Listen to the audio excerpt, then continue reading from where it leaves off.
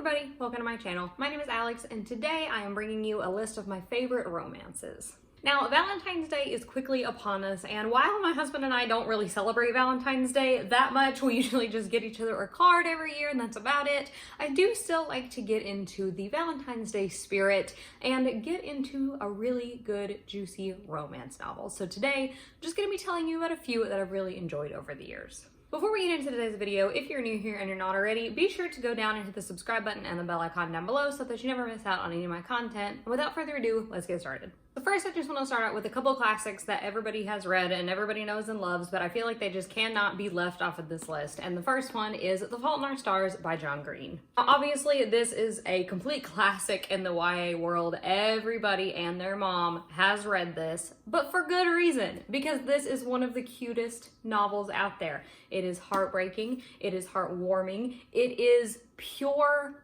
YA hard-hitting romance at its finest. There is a reason that this is so beloved and it's just so good, and I love it, and I always have and I always will. Don't even really need to go into what this is about. You guys already know, but it's so good.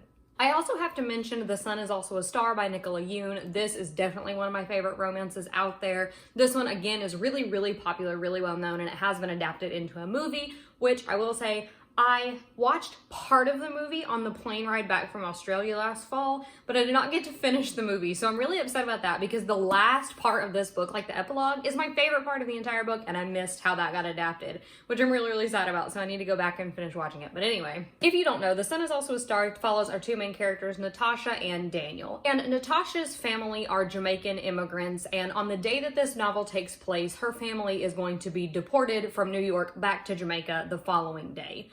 Well, on this day, Natasha is trying to do whatever she can to be able to keep her family in New York City where she has grown up. And on this day, she runs into Daniel, who is a Korean-American boy, and they hit it off, have a friendship, and it is a whirlwind 24-hour romance. I really enjoyed Nicola Yoon's first novel, Everything Everything, but I definitely prefer this one. I think it is just so adorable and touching and cute and sweet, and so much packed into this 24-hour period, and it's just so beautifully done. One of the things that I particularly enjoy about this novel is that you follow from Natasha and Daniel's perspectives, but you also get little tiny perspectives of people that they run into. So maybe somebody that works in a store that they go into, or somebody that they just pass on the street and just have like a 2-second interaction with. We get to hear from them as well, which I thought was really interesting and helps to round out the story. I feel like you cannot have a favorite romances list without listing Red, White, and Royal Blue by Casey McQuiston. This has just taken the world by storm over the last year, and for good reason, everybody knows, but this story follows our two main characters, Alex and Henry. Alex is the first son of the United States, and Henry is the Crown Prince of Wales. They do not like each other, but are forced into a friendship so that it looks good for their family's political endeavors, and they wind up becoming friends and becoming more than friends. It is the cutest, adorablest shit that I've ever read in my life. I love it. I need Prince Henry in my life. Everyone loves this, and for good reason. There is a solid romance, obviously, but there's also a lot of substance in the political happenings of the universe, and it's just good and fills you full of hope, and it's everything that you need in a romance. So if you haven't read this one yet, somehow, I thought I was the last person to do it, but if you still haven't read it, pick it up this Valentine's Day. A recent addition to this list is After I Do by Taylor Jenkins Reid.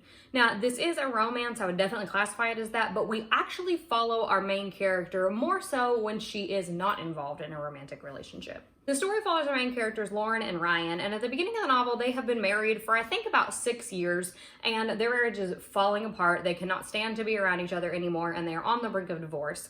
So they decide to take a year apart from each other where they will have absolutely no contact for an entire year, be apart from each other, and then at the end of that year, they plan to come back together to see if they are ready to work it out or if they want to proceed with a divorce. Now, obviously, as you can tell from the synopsis, it is a very hard-hitting novel, and we follow mainly Lauren throughout the story, and she does grow a lot throughout the period of that year, and I just found her character to be really relatable, and I got attached to her really quickly watching her struggle with this and come to terms with what this is going to mean for her and Ryan's relationship. And just overall, this is one that really impacted me, maybe because I am married, but regardless, if you haven't read it and you're a fan of Taylor Jenkins Reid, please pick it up. I also, of course, have to mention the Unnie Mooners by Christina Lauren. I've read 3 Christina Laurens at this point, and this one is my absolute favorite. This is, again, one that a lot of people know and love, but if you don't know what it is about, it follows our main character, Olive, and at the beginning of the novel, her twin sister is getting married. Olive is the maid of honor, and she absolutely despises the best man at the wedding named Ethan. Now, Olive and Ethan are the only 2 people that do not eat the seafood buffet at the wedding reception, and they are the only people that do not get food poisoning. So Amy, Olive's sister, the bride, is not able to take her non-refundable honeymoon trip to Hawaii because she is sick, so she offers the trip up to Olive and Ethan. So to take advantage of this once-in-a-lifetime free getaway to Oahu, these 2 enemies have to pretend to be in love and be newlyweds. Obviously, this turns into a hate-to-love romance that is the best hate-to-love romance that I've ever read.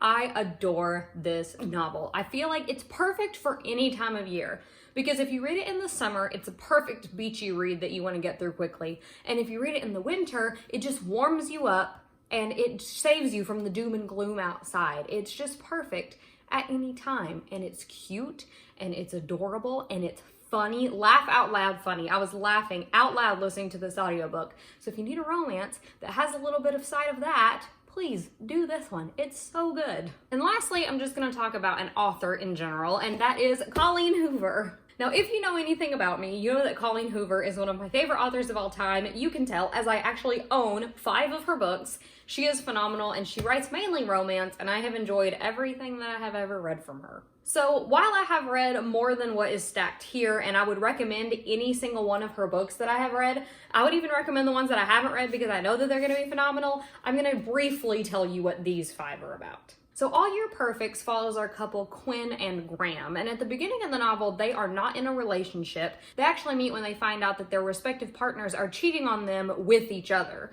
So Quinn and Graham wind up bonding over this and forming a relationship of their own. So then we get to look 7 years into the future when Quinn and Graham are married, and they are going through some struggles in their marriage, namely infertility is a big issue in their lives, and we get to explore the intricacies of their marriage. Now, this is one that has gotten a lot of praise from the booktube community as a whole. I highly enjoyed this one. It definitely impacted me. I'm very, very grateful and thankful and blessed that infertility is not something that has touched me personally, but it has touched several people that I know and really care about. So this one did really hit me hard, and it is definitely an impactful story. So just know that going in. But if you're looking for a hard-hitting romance, this one's really good. Now, Without Merit follows our main character, Merritt, and she comes from a really weird family that looks perfect on the outside, but they have this big secret that they're trying to hide. Merritt meets a boy named Sagan, who she starts to form a relationship with, and Merritt decides that she does not want to be a part of the secrets that her family are trying to keep anymore. Chaos ensues from there. Now, this is actually a YA novel by Colleen Hoover. Most of her other novels are adult, but this does fall more into the YA side. Merritt, I believe, is in high school.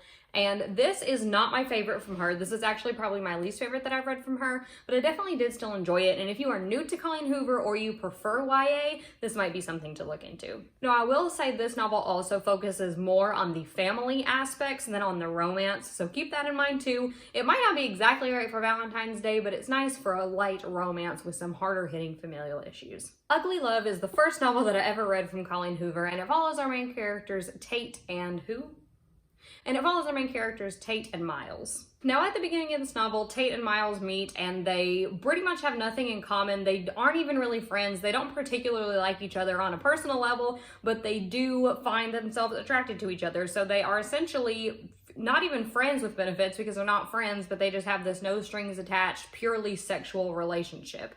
And of course, obviously, emotions start to come into play, and they have this rule that says, don't ask about the past, don't expect a future, and obviously that becomes harder and harder to follow as Tate and Miles start to form a relationship. Now, it has been a really, really long time since I have read this one, but I do obviously remember enjoying it. Like I said, this was my first Colleen Hoover novel, and it has led me to read probably at least 7 or 8 more of her novels to this point, so this is one that I really enjoyed.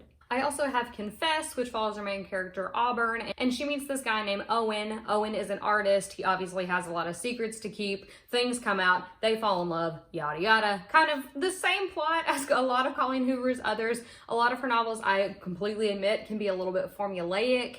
It usually starts out with this couple falling in love. There's a huge secret that one of them has that threatens to ruin everything, and then by the end they're okay again. That's what the majority of her novels are, but I eat that shit up like candy.